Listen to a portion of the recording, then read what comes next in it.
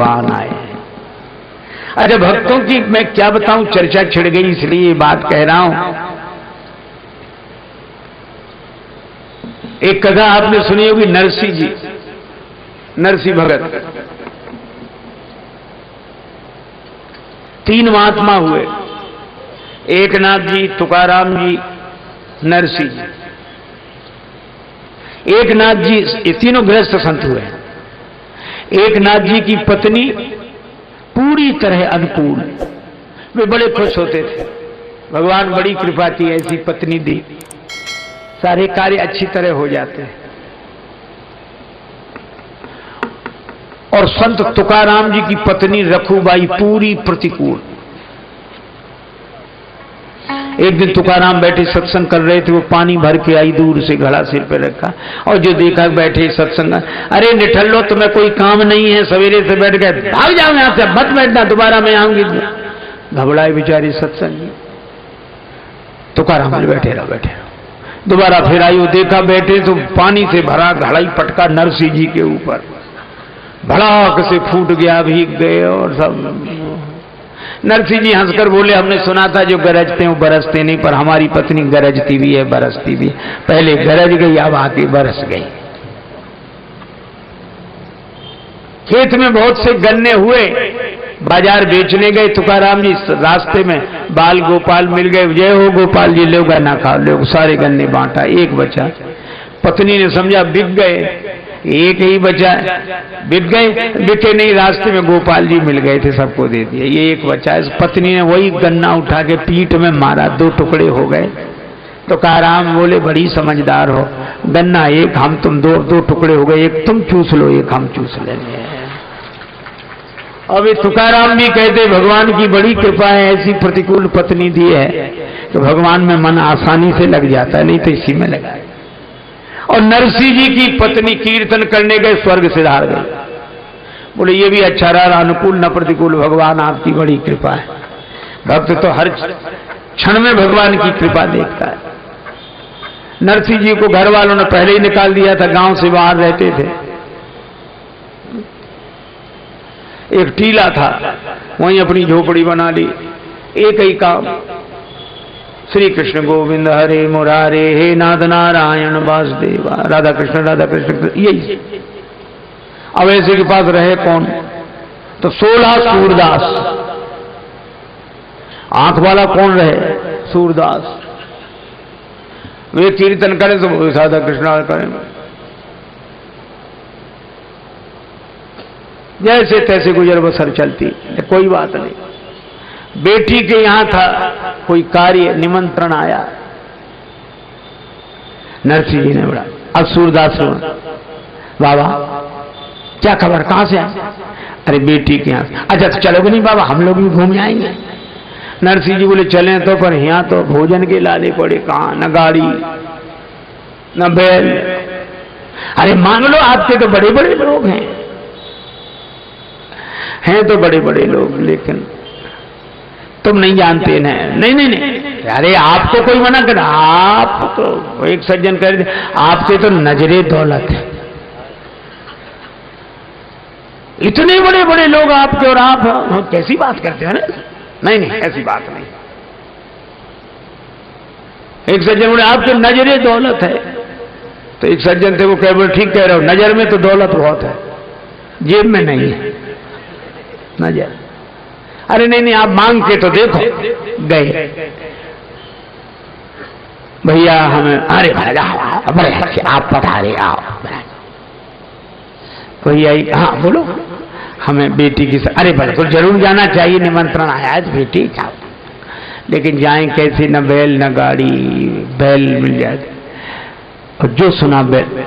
अरे महाराज खेती बाड़ी का काम है हम लोगों को, तो लेकिन आपको मना कैसे करें, पुराने बैल हैं, बूढ़े काम चल जाए, दे भी रहे और मना भी नहीं कर रहे। और ये बूढ़े पुराने बैल ऐसे कि बैठ जाएं तो खड़े नहीं हो सकते, खड़े हो जाएं तो बैठ नहीं सकते, बिल्कुल जर्जर मरणासन। भक्तों ने सोचा कि कुछ दिन बाद तो भगवान के यहाँ जाने ही वाले हैं, उसके पहले भक्त ही के यहाँ चले जाएं, अच्छा है, ले जाइए महाराज। और तो और नरसिंह जी बड़े पड़े, दिया तो कम से कम। इसी तरह टूटी फटी पुरानी गाड़ी मिली, जोत दी नरसिंह जी ने। भगवान जाने कैसे बने होंगे 16 साधु और 17वीं नरसिंह। उन 16 के तो आंख थी नहीं, नरसिंह जी ने और आंख बंद कर ली। अब गाड़ी चली। श्री कृष्ण गोविंद हरे मुरारे, हे नाथ नारायण वासुदेव। श्री कृष्ण गोविंद हरे मुरारे, हे नाथ नारायण वासुदेवा। श्री कृष्ण गोविंद हरे मुरारे, हे नाथ नारायण वासुदेवा। श्री कृष्ण गोविंद हरे मुरारे, हे नाथ नारायण वासुदेवा।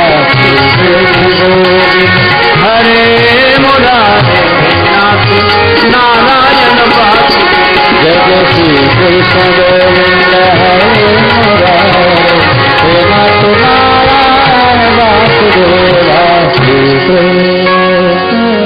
और जब ऐसे निमग्न हुए कीर्तन में, भगवान से नहीं रहा गया, आवाज लगाई पीछे से, कबीरा मन निर्मल भया जैसे गंगा नीर, पाछे पाछे हरि फिरे कहत कबीर कबीर। भगवान, अरे भैया गाड़ी वाले। अब सूरदास बाबा देख कोई बुला रहा है। नरसिंह जी ने आंख खोली। भगवान एक युवक के रूप में खड़े कह रहे, तेरे गाड़ी वाले हमें बिठा ले, एक बार गाड़ी थाम, भगत में हार गया। गाड़ी वाले हमें बिठा ले, एक बार गाड़ी थाम, भगत में हार गया। गाड़ी वाले हमें बिठा ले, एक बार गाड़ी थाम, भगत में हार गया। गाड़ी वाले हमें बिठा ले, एक बार गाड़ी थाम, भगत में हार गया। नरसिंह भगत यूं कहने लगे, गाड़ी मेरी पुरानी। नरसिंह भगत यूं कहने लगे, गाड़ी मेरी पुरानी। अरे भैया आ जाओ आ जाओ, कमी तो पहले से ही नहीं है, तुम ही आओ बैठ जाओ। भगवान जाने 16-17 कैसे बने होंगे उस गाड़ी में। शायद इसलिए बने कि सब सूरदास से दिखते ही नहीं था कौन बैठा।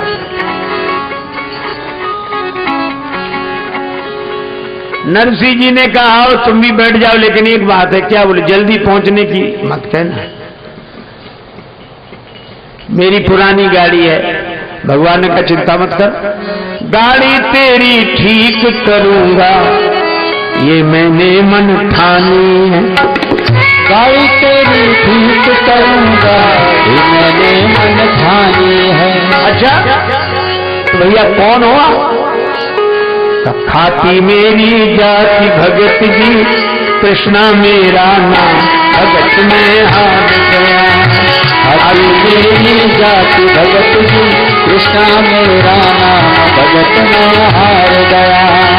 खाती मेरी जाति भगत जी, कृष्णा मेरा नाम, भगत में हार गया।